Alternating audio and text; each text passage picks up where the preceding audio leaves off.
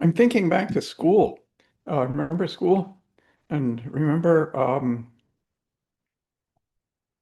remember them talking to me about stuff that they wanted me to know. Do you remember that? They would talk to you about the stuff they wanted you to know. Do you remember them telling you how to go about knowing it? Do you remember them telling you how to go about learning? They might have, I don't remember them telling me. I just remember them telling me that I am supposed to study. And when that didn't seem to be working to my advantage in the way that they were intending, they told me to do it harder. So I wasn't so sure how to do it. And so I wasn't so sure how to do it harder. And then because I didn't seem to be doing this thing that I don't remember them teaching me how to do well enough, they told me that there was something that I was lacking. And the thing that they said I was lacking was motivation. And then they told me I should really try hard because I wasn't motivated. I got all confused by that. It seemed to me if I wasn't motivated, I wouldn't be trying hard. But they were telling me I wasn't motivated and should be trying hard. And I just said, I don't get it. How can I be trying hard if I'm not motivated? And they suggested that that was proof that I was lazy. And I said, well, what should I do then? And they said, try hard. So now I was supposed to try hard even though I was lazy and try hard even though I wasn't motivated. And I just said, since I have apparently gotten a significant amount of this thing called laziness and very little of this thing called motivation, how do I make my way through the world being a guy who doesn't have enough motivation and has more than enough laziness? Um, so that was that was problematic. Um, but if you've ever been told that you lack motivation, the news I have for you is that I don't think motivation exists. In fact, from what I understand, they have done thousands and thousands of autopsies where they would just tear apart and shred and examine every tiny little component of these dead bodies, trying to find everything they could find. And they never found any motivation. So I'm not so sure that that was the key. And so I guess I did okay without it. Because apparently they said I didn't have it. Um, but if there are things that you have been feeling like a lack of, if there are things you feel have been missing um, from what would provide your life with, higher quality, um, then um, what is it that you do to cause yourself to understand that this is something that's lacking that you should pursue? Do any of you attempt to do that by telling yourself that this is what you want? I really want to be um, trim and handsome and smart. And what do you mean it's too late for that? I told that to somebody. He said, "Oh man, that ship has sailed a long time ago, and you're not on it." Um, so think of the things that you want, just something you want, and you think about how you want it. Now, then, if you tell yourself, I want that. Um, like, who does that speak to? Do any of you want anything? Well, the thing that I wanted to share with you is that I don't think it's such a good idea for you to want things. And the reason is that when we think in terms of wanting, most of our mind understands that to mean lack. The plant wants for water. That child wants for love. Unconscious mind takes want in as lack. So what might you, so you want to, you basically would want to dump want, because if I say I want it, then it's kind of like, it's kind of like I keep saying, I want intelligence. I want to be a smart guy. I want intelligence. I want intelligence.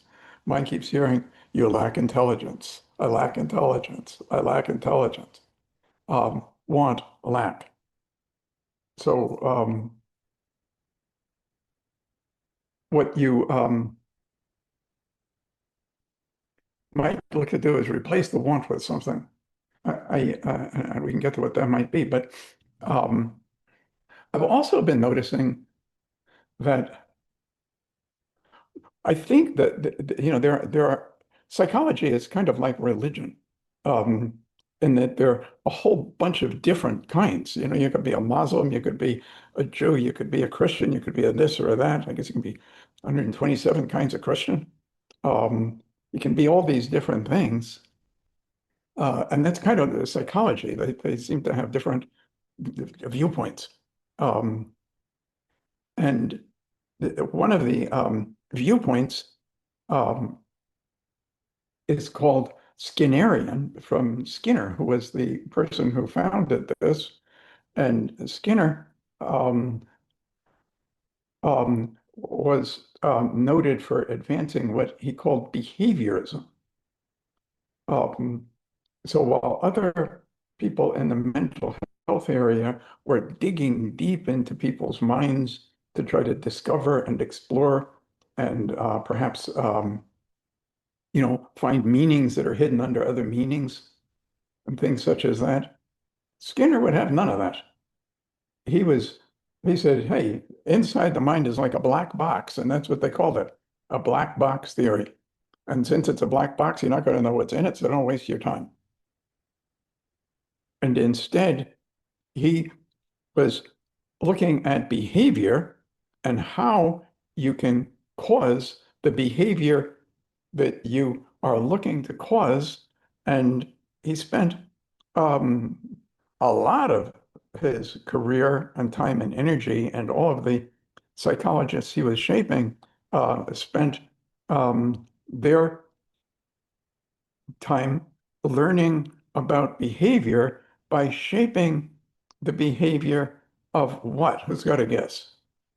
Well, a lot more around mice than around people, um, and other creatures, not so much people. They began applying some of this to people, but they thought it was easier to do what they had to do with mice. Um, than people. And so they got interested in how do you cause the mouse to behave in the way that you are looking for it to behave. Um, so I was many, many, many, many, many years ago, before any of you were born, I got a job where I was working in a short-term residence for runaway, throwaway people between the ages of 12 and 17. And we were we had a grant from the government, and we were supposed to cause these kids that were, until we took them in, because it was a residence, They were like living on the street, but we didn't get to keep them long. We were supposed to keep them about 6 weeks and then get them out of there. But hopefully not right back to the street. So we would try to um, maybe get them back with the family, or if not, sometimes it would be getting that person's status as what was called an independent minor, so they could have some power on their own, or some of them needed more I guess the right word is institutional kind of care, and we're looking for what to do with those young people. And there was this one gal, and everybody was really striking out with her. Um, and she just mean ornery. Um, uh, and counselors would try to talk to her about maybe she could try to get along a little better with her mother. And she would say things like, I ain't going to try to get along with that bitch. Um, and so they would try to talk to the mother. And mother would say, that kid needs more and more restrictions. I want to keep her in irons when she gets home. And time is running out. And I don't want this kid, back on the street. I was concerned about her because she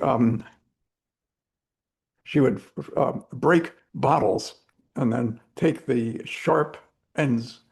And I was thinking that wasn't going to um, work out well for her long term. Plus, it was sort of just grossing us out. I mean, where would the next F-bomb show up? And trying to get her back with her mom seemed like the only thing, but the mom seemed completely wouldn't be reasonable with any of the counselors. And the kid was just as bad or worse. So I uh, I went into this residence where the kids live one day, and I went up to her, and everybody just tiptoed around her because she's so belligerent. But I ran over to where she was, and I screamed at her. I said, "Hurry! Hurry!" And then I started running like away. And so she's running after me because she doesn't know what the hell this means. And I get in my car, and I said, get in, hurry!" And she got in. And then I'm driving, and I drove to the shopping mall,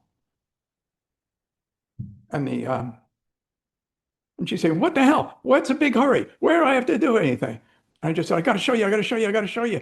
And we got out to the mall, and I started running up to the mall and running through the hallways and running to this one place I saw in the corner of the mall. And in this one corner of the mall, there was a big, like a crate, a big wooden crate, and it was on like a stand.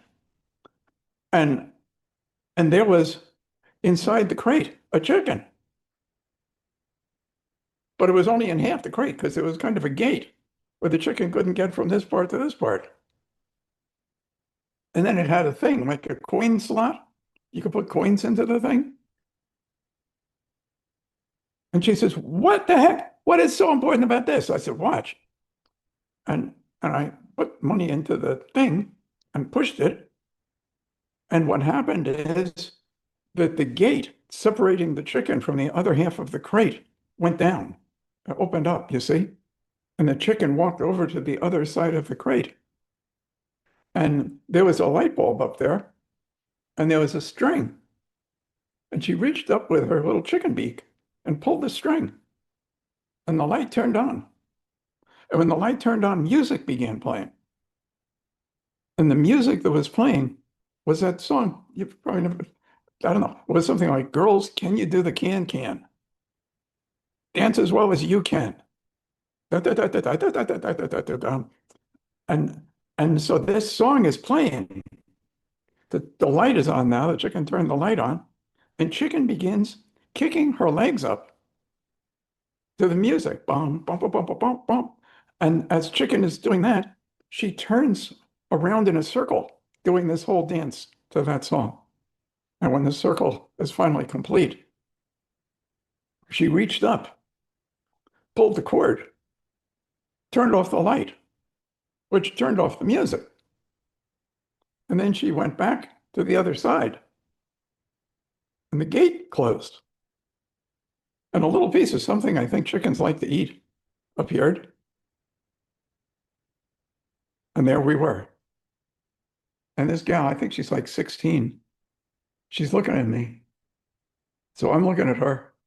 She looks at this chicken thing. She looks back at me and she says, "Why? Why is it? Why? Why do you come screaming at me that I have to do this important thing and I have to chase you all the way to the shopping mall to see this chicken do this stupid dance?" And I said, "Because I need your help." And she said, "Well, with what?" I said, "I just can't think of anything else. I'm obsessed. I can't sleep ever since I've seen this. I can't figure it out." And she screamed at me, "You can't figure what out?" with a bunch of four-letter words in the middle. And I said, "I can't figure out whether your mother is dumber than this chicken or whether the chicken is dumber than your mother." Well, that got her attention. Nobody ever asked her that question before. And she actually stopped and thought about it and kind of her cute little head tilted like this as she's trying to figure out which is dumber, her mother or the chicken.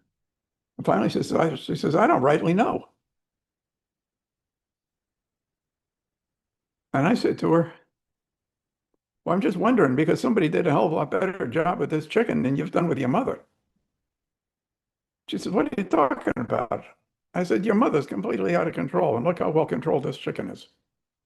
And to get you home, I got to get it so you'd like to be there. And to get it to you like to be there, you got to be able to be more effective with your mother." And she said, "Yeah? What does that have to do with the chicken?" And I said, "Well, if you could figure out how they got that chicken to do a dance and turn on a light, then I suppose you can figure out what to do with your mother since you don't think your mother's any smarter than a chicken."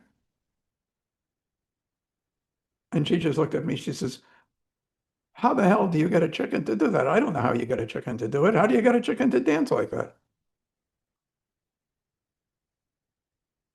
I said, "Well, I think what we'll do is get you a live chicken. We'll go back to the house. We'll put the chicken in the bathtub.